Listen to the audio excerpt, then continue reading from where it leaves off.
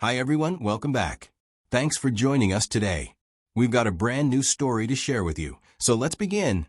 My name's Stephen, and if someone had told me a year ago that a single piece of paper would be the reason my marriage fell apart, I probably would have laughed it off. But looking back now, that's exactly what happened.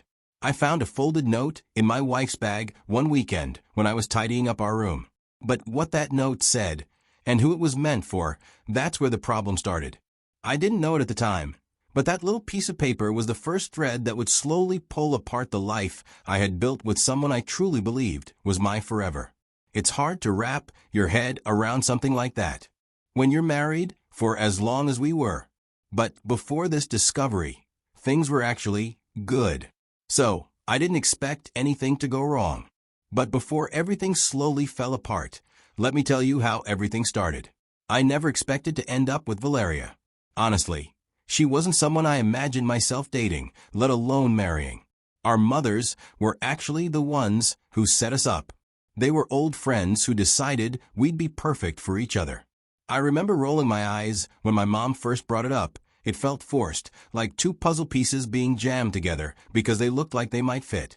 Still, out of respect, I agreed to give it a shot. Our first date was fine. We talked a bit, but there wasn't any magical spark flying through the air. I think we were both just trying to be polite more than anything. It took a couple more dates before things started to feel real. That initial stiffness gave way to something warmer. By our third or fourth time out, we were beginning to click. She told me she wanted to keep working even after getting married, and that she absolutely loved kids. That stood out to me. I respected that. I wanted kids, too, and I never saw a problem with having a wife who worked. So, from that angle, we aligned pretty easily. We didn't date for long. Our parents, who had basically been rooting for us since day one, were thrilled. They saw how we got along and took it as a sign that we were truly compatible. It wasn't long before the wedding plans were underway. I won't say I was pressured, but I will say that the momentum of it all made it easy to go with the flow. The early phase of our marriage felt easy, comfortable, stable. We did the things people in love do.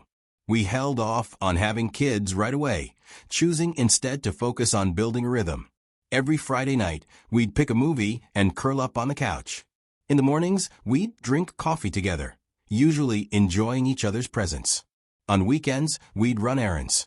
It all sounds ordinary, and maybe it was, but there was a quiet kind of joy in it. We talked through disagreements, tried not to let small issues turn into big ones, and we had an unspoken rule: no dragging our parents into our problems. It felt like we had a solid foundation, and honestly, people around us noticed.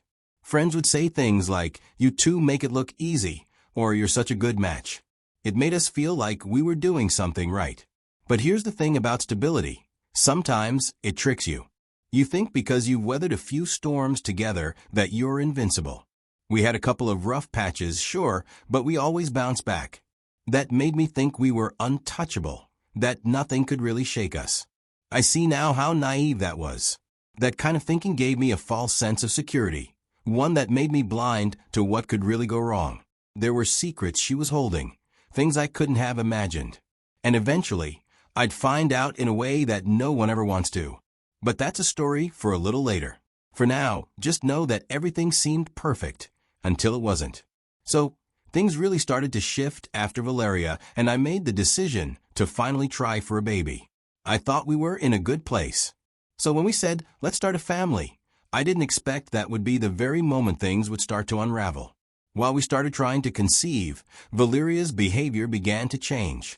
She started coming home later than usual. She'd walk in tired, sometimes well past dinner, claiming she was helping a new colleague settle into the office. I didn't think too much of it at first. I trusted her. What really began to hurt wasn't just her time away. It was the way she started to pull back from me emotionally and physically. She stopped initiating intimacy altogether.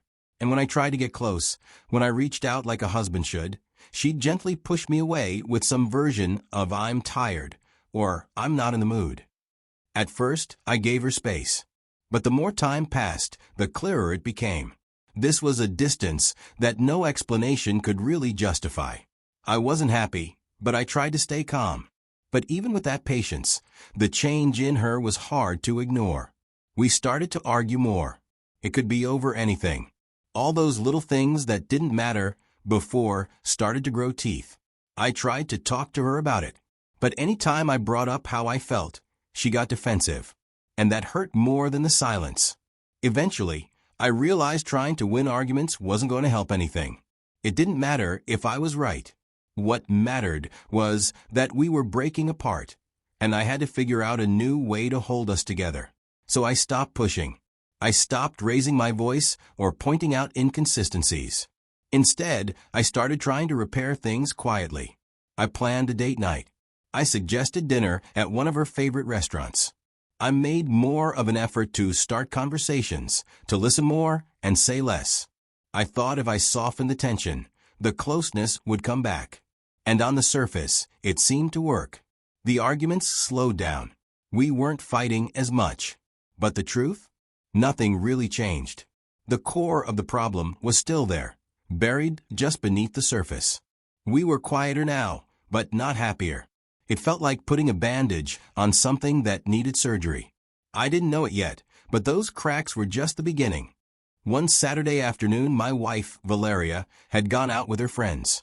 I figured I'd use the time to straighten things up around the house.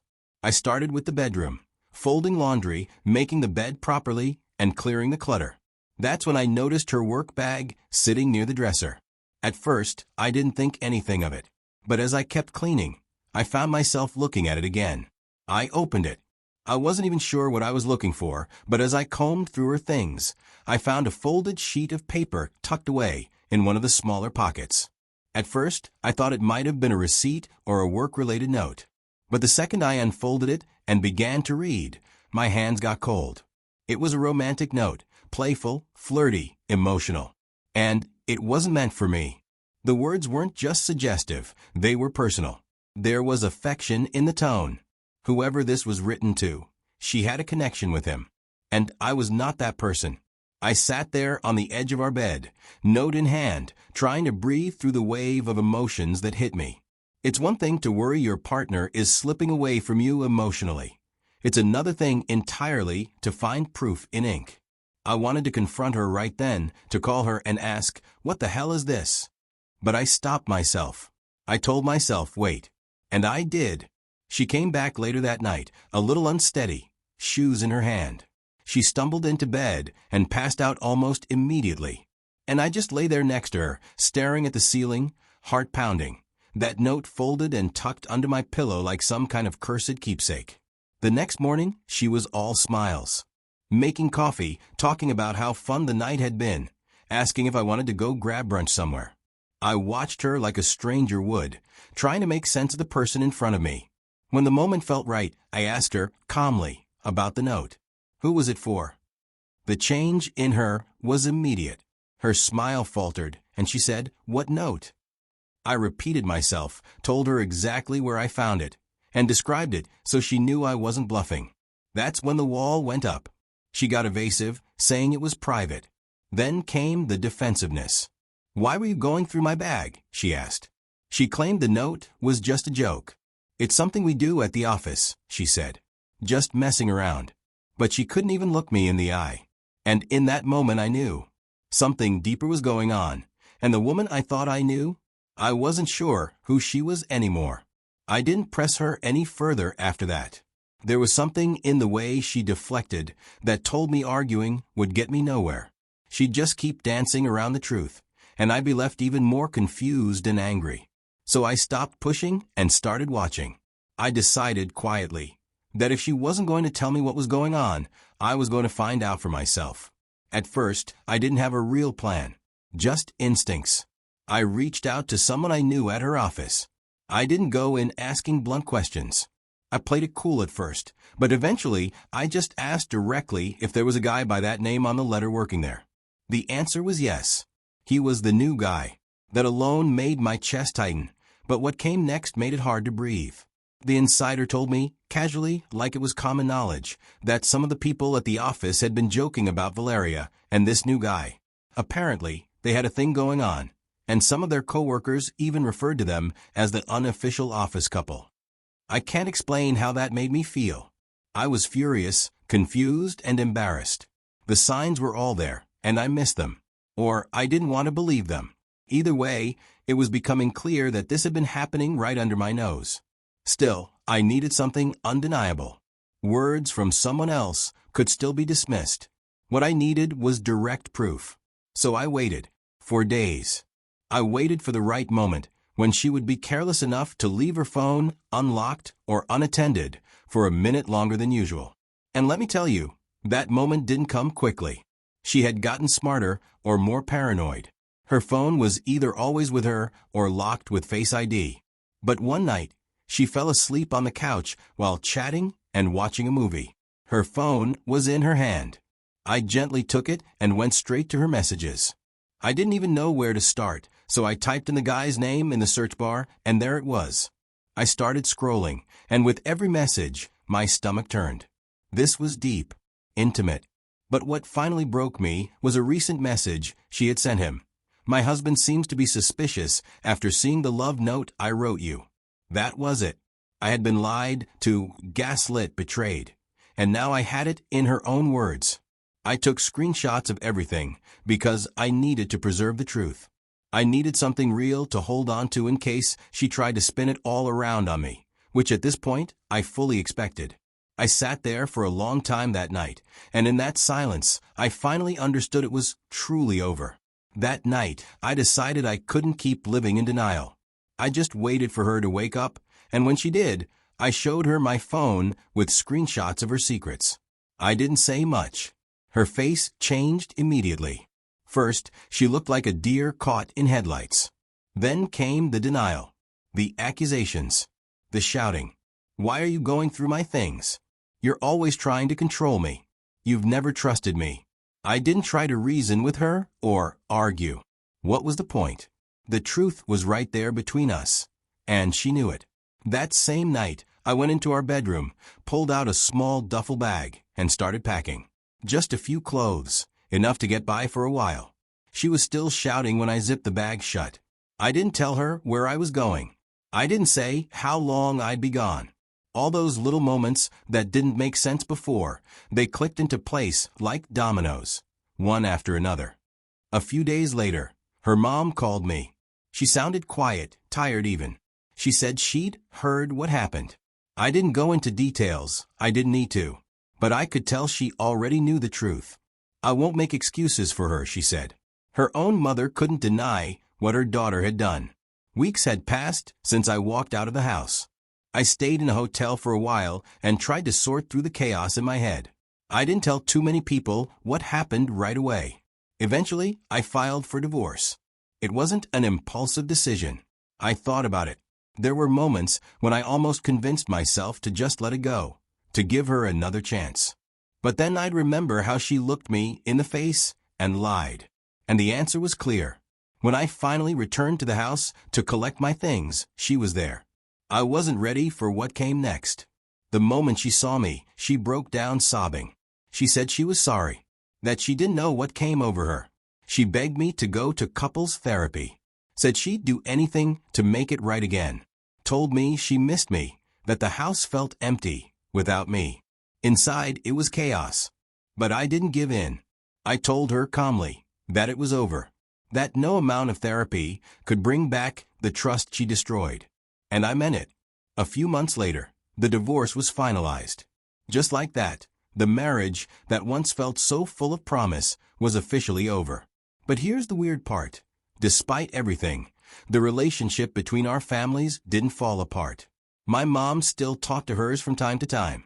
They didn't take sides.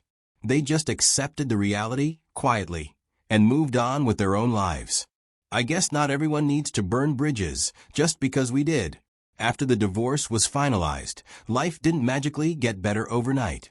The marriage was over, and now I had to start all over again, figuring out what came next. At first, I was just going through the motions, but eventually, I started putting the pieces of myself back together. And in that process, I had a lot of time to think about how I got here. One of the biggest lessons I learned is this: trust is not automatic. It's not something you give blindly just because you wear rings or share a last name. Trust has to be proven every single day in the little things. Another hard truth I had to face is that small changes in someone's behavior aren't just random. They mean something. When she stopped initiating affection, when she started coming home late, when she gave short answers or avoided eye contact, I saw those signs. I just didn't want to admit what they could mean. If there's one thing I wish someone had told me earlier, it's this. Your gut is not your enemy. If something feels off, it usually is. Don't silence that inner voice just because you don't want it to be true. Don't let fear or comfort keep you in a place where you're being slowly chipped away, piece by piece. I also realized how dangerous nostalgia can be. I stayed in that marriage longer than I should have, partly because I kept clinging to who she used to be. And yeah, those moments were real. But the person she became was not the person I married. And loving the memory of someone is not enough reason to let them keep breaking your heart. So here I am now, not bitter. I still believe in love. I still believe in partnership. But I'll never again trade my peace for someone else's secrecy. And now I want to hear from you. If you were in my shoes, if you found a romantic note in your spouse's bag and slowly uncover the truth, what would you have done? Would you have walked away? Stayed and fought? I know every story is different, and sometimes the lines get blurry, but your thoughts matter. So, drop a comment below. Share your story or your opinion. I read everything, and honestly, hearing your perspectives helps more people than you know. Let's talk about it.